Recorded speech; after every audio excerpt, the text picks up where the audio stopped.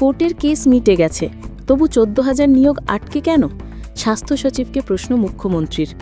প্রত্যেককে স্বাগত জানাচ্ছি আমাদের রাজ্য রাজনীতি ইউটিউব চ্যানেলে। রাজ্যের রাজনৈতিক খবরের জন্য চ্যানেলটিকে সাবস্ক্রাইব করুন। রাজনীতি প্রিয় মানুষদের স্বাগত জানাই। রাজ্যের স্বাস্থ্য ব্যবস্থার উন্নয়নে সরকারের উদ্যোগের মাঝেই মঙ্গলবার তিরস্কারের সুরে মুখ্যমন্ত্রী মমতা বন্দ্যোপাধ্যায় প্রশ্ন তুললেন, কোর্টের কেস তো মিটে গিয়েছে, তবু 14,000 চিকিৎসক নার্স নিয়োগের প্রক্রিয়া আটকে আছে কেন? এদিন স্বাস্থ্য ভবনের এক সরকারি অনুষ্ঠানে উপস্থিত ছিলেন স্বাস্থ্য সচিব নারায়ণ স্বরূপ নিগম।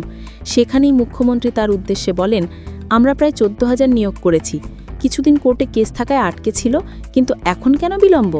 হেলথ রিক্রুটমেন্ট বোর্ডকে বলো কাজে গতি আনতে হবে, আর যদি না আনে তোমায় আনতে হবে।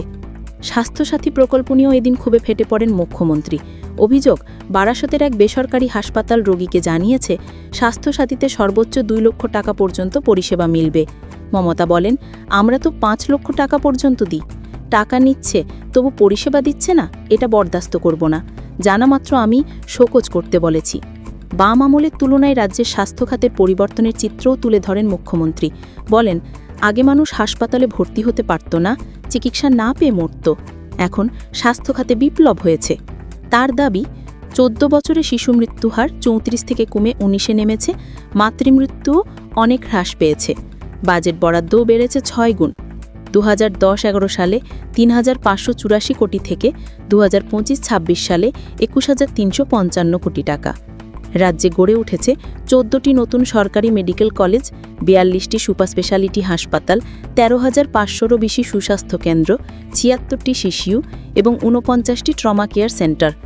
নার্সিং ট্রেনিং ইনস্টিটিউট বেড়েছে 57 থেকে 451-তে। আসন সংখ্যা বেড়েছে 2,265 থেকে 28,547-এ। সরকারি হাসপাতালের বেডের সংখ্যা এখন প্রায় 97,000।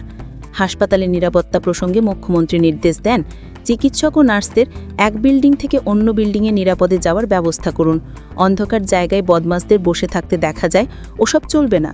মুখ্যমন্ত্রী জানান, লেডি ডাক্তারদের জন্য 150 কোটি টাকায় সাত্রী হোস্টেল তৈরি হচ্ছে।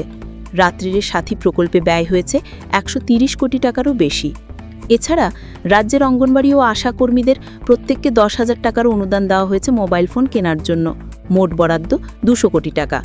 স্বাস্থ্য খাতে রাজ্যের বিপ্লবী পরিবর্তনের খতিয়ান তুলে ধরে মুখ্যমন্ত্রীর বার্তা, স্বাস্থ্য মানে শুধু বিল্ডিং নয়, সেবা, আর সেই সেবায় কোনো গাফিলতি চলবে না।